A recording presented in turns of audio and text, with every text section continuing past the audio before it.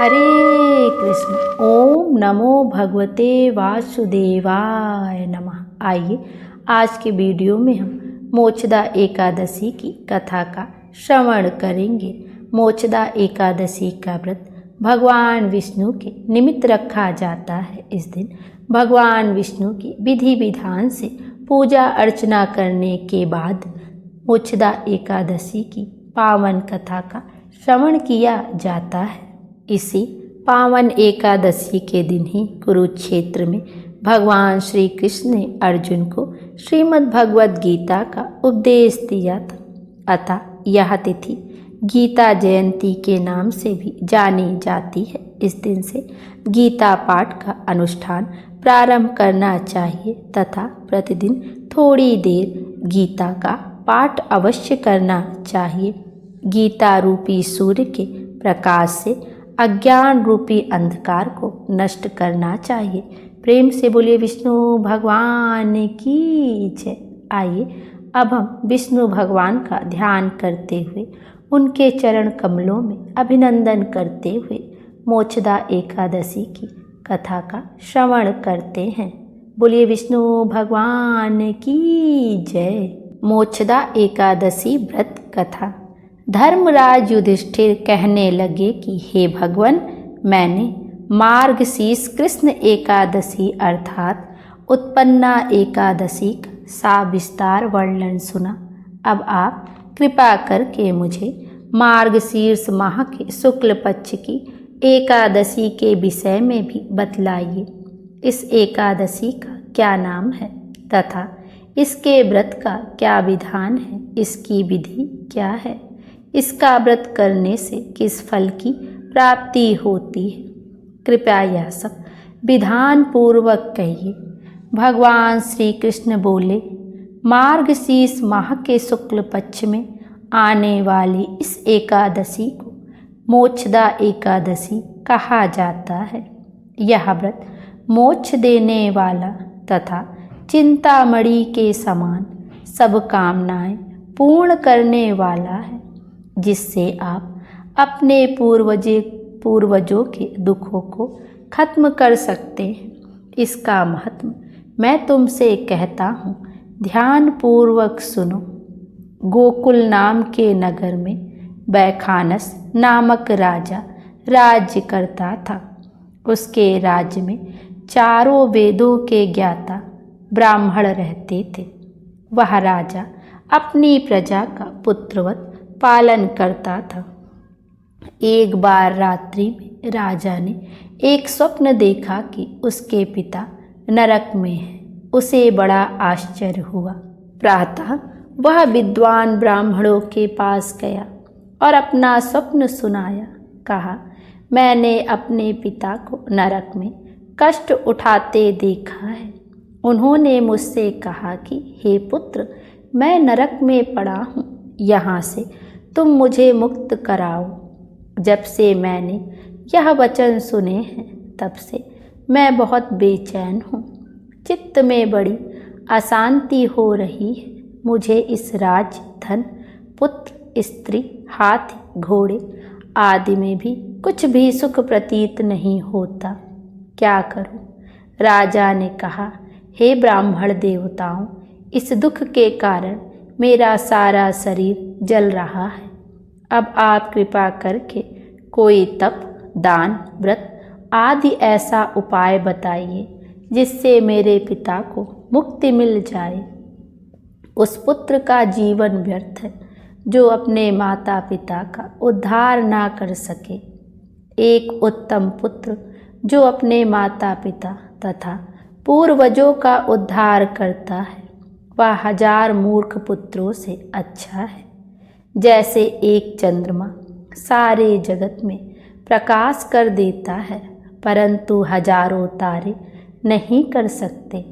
ब्राह्मणों ने कहा, हे राजन, यहाँ पास ही भूत भविष्य वर्तमान के ज्ञाता पर्वत ऋषि का आश्रम है।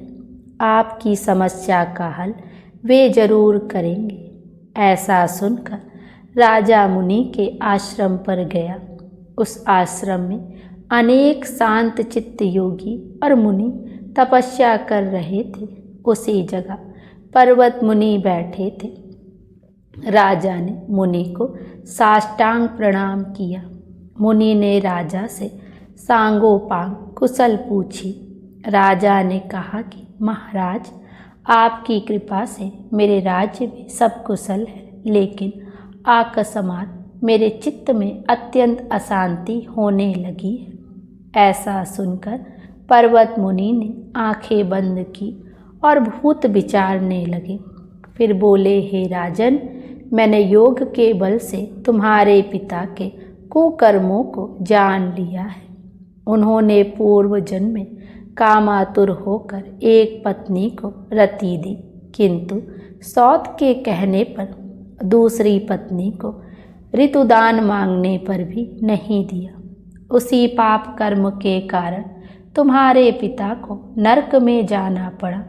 तब राजा ने कहा, इसका कोई उपाय बताइए।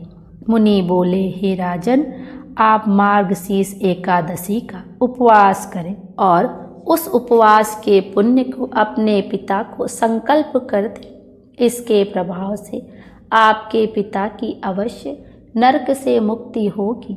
मुनि के ये वचन सुनकर राजा महल में आया और मुनि के कहने अनुसार कुटुंब सहित मोक्षदा एकादशी का व्रत किया। इसके उपवास का पुण्य उसने अपने पिता को अर्पण कर दिया। इसके प्रभाव से उसके पिता को मुक्ति मिल गई और स्वर्ग में जाते हुए वे पुत्र से कहने लगे, हे पुत्र, तेरा कल्याण हो। यह कहकर स्वर्ग चले गए। मार्गशीर्ष मास की शुक्ल पक्ष की मोक्षदा एकादशी का जो व्रत करते हैं, उनके समस्त पाप नष्ट हो जाते हैं। इस व्रत से बढ़कर मोक्ष देने वाला और कोई व्रत नहीं है।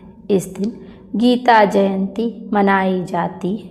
साथ ही यह धनुर्मास की एकादशी कहलाती है। अतः इस एकादशी का महत्व कई गुना और भी बढ़ जाता है। इस दिन से गीता पाठ का अनुष्ठान प्रारंभ करना चाहिए तथा प्रतिदिन थोड़ी देर गीता अवश्य श्रवण करनी चाहिए। बोलिए विष्णु भगवान की जय। आइए अब विष्णु जी की आरती का भी श्रवण करते हैं। ओम जय जगदीश हरे, स्वामी जय जगदीश हरे। भक्त जनों के संकट क्षण में दूर करे। ओम जय जगदीश हरे। जो ध्यावे फल पावे, दुख बिन से मन का। सुख संपत्ति घर आवे, कष्ट मिटे तन का। ओम जय जगदीश हरे। मात पिता तुम मेरे, शरण गहूँ मैं किसकी। तुम बिन और न दूजा, आस करूँ मैं जिसकी। ओम जय जगदीश हरे। तुम पूरन परमात्मा, तुम अंतर्यामी। पार ब्रह्म परमेश्वर, तुम सबके स्वामी। ओम जय जगदीश हरे। तुम करुणा के सागर, तुम पालन करता। मैं मूरख खल कामी, कृपा करो भरता। ओम जय जगदीश हरे।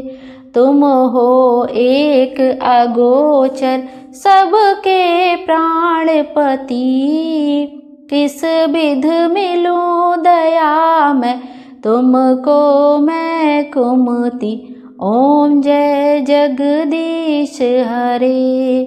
दीन बंधु दुख हरता, तुम रक्षक मेरे।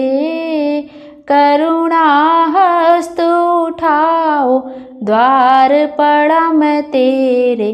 ओम जय जगदीश हरे। विषय विकार मिटाओ, पाप हरो देवा। श्रद्धा भक्ति बढ़ाओ संतन की सेवा। ओम जय जगदीश हरे। श्री जगदीश जी की आरती जो कोई नर गावे। कहत शिवानंद स्वामी सुख संपत्ति पावे। ओम जय जगदीश हरे। स्वामी जय जगदीश हरे। बोले विष्णु भगवान की जय। विष्णु भगवान हम सब की मनोकामना पूर्ण करें और हमारे जीवन को खुशियों से भर दें। Thank you. Radhe Radhe. Hare Krishna.